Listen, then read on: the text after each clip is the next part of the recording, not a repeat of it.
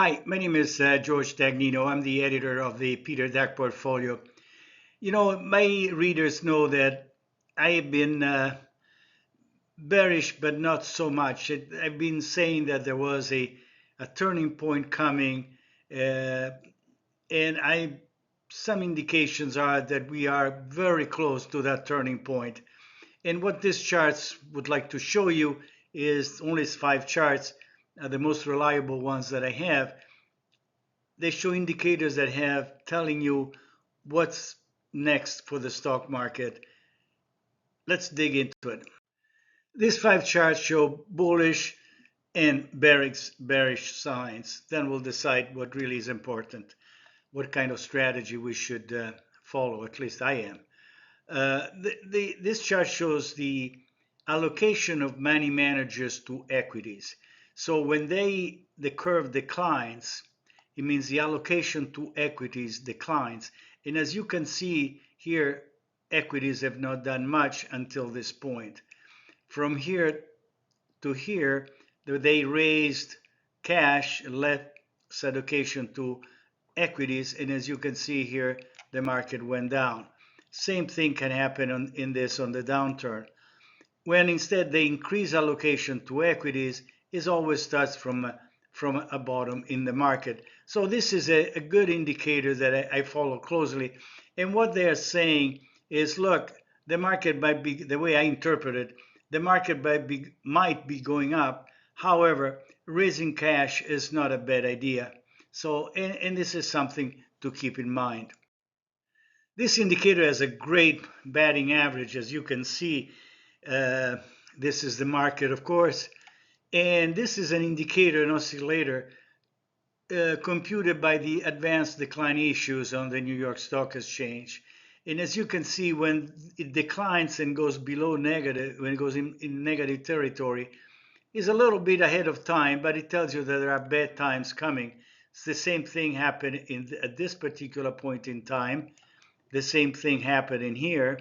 As you can see here, the market declined, and this was negative, and here is the same thing. Now here has been declining and has turned negative at this point. So the advanced decline line is saying be careful. Okay. Let's turn now down to the positive indicators that I follow. This is, of course, is the market. This is the moving average. And this is a momentum indicator. This one has a tremendous oscillation, very regular.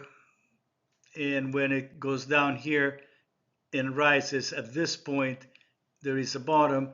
When it rises at this point, is a good buy opportunity. When it rises here and it goes positive, is a nice bull market. Here turns up, crosses, and is a nice bull market. So what is happening now, this indicator has turned and is now becoming positive. So this is something that should not be ignored. This is the way I read it. It has too much of a very good batting average in giving signals. Very smooth, very regular. Every 3.5 years or so, it gives a signal. This indicator is based on new highs, new lows. And again, has a great batting average because when it starts turning up, there is a bull market. When it turns up, there is a bull market. When it turns up, there is a bull market. When it turns up down here, there is a nice bull market.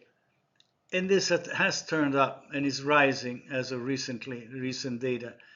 So this indicator says that new highs and new lows, together with the advanced decline line, advanced decline stocks, is saying the market momentum is rising and is something that should be noticed.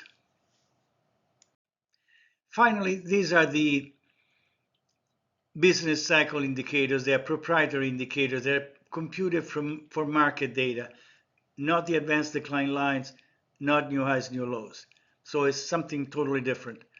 And again, what you see is a good time to buy is when these indicators are at the bottom here. And a good time to become defensive when they hit and start declining like in this at this time.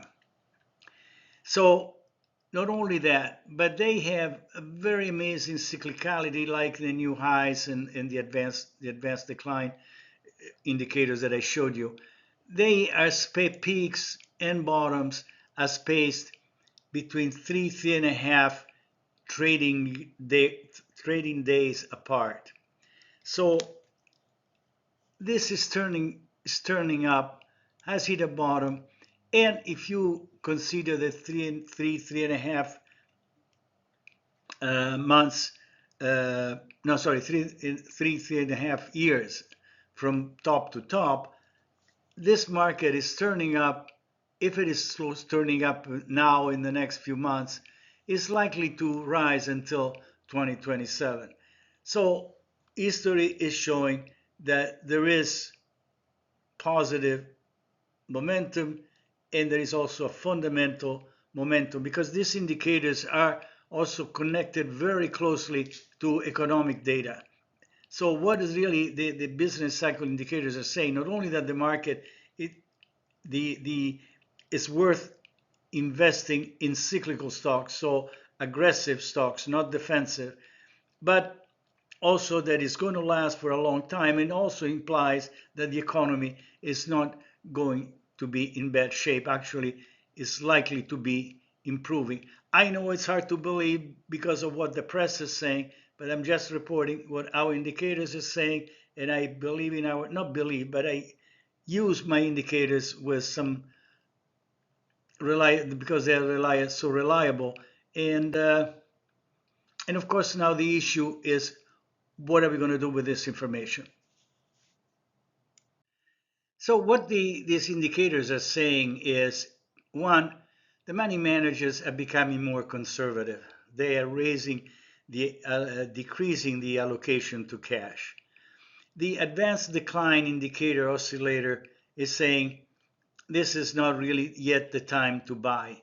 However, market momentum, the new highs, new lows momentum in the business cycle says, yes, maybe the two prior indicators may be right. We should be cautious, but don't be too bearish because there are some forces in action that suggest the market is at an important bottom and is probably facing a very nice positive rally, and we can make money from it.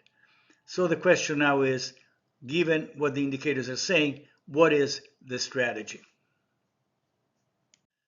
Turning points are very difficult to predict because there is one every 3.5 years. So it's very difficult. One thing is when the market goes up for 2 years, you just follow the trend. But a turning point is a change in trend. So it's very difficult. So it's natural that some indicators become positive and other indicators are negative. However, the indicators that are becoming positive, as I showed you, they are very powerful and should not be ignored. So what is the strategy? The way I do it is based on probability. Since the probability of a turning point is low, but is likely to increase with time because the trend eventually is going to go up, is to invest proportionate to the probability that you have to make money. So at the beginning, and as you saw in my PDAC portfolio, that's what I've been doing, invest a little bit in good stocks. Then if things are turning out to be okay and that you're making money, then you start increasing your allocation to equities and maybe you expand the portfolio. I don't think a portfolio should be expanded to more than 15 to 20 positions and possibly an equal allocation to each position. So this is the strategy that I am going to use.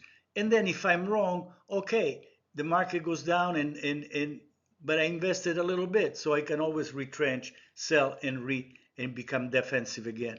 But what I'm saying now, I'm becoming more positive and allocating more cash to equities. according to our model that I discussed in other videos.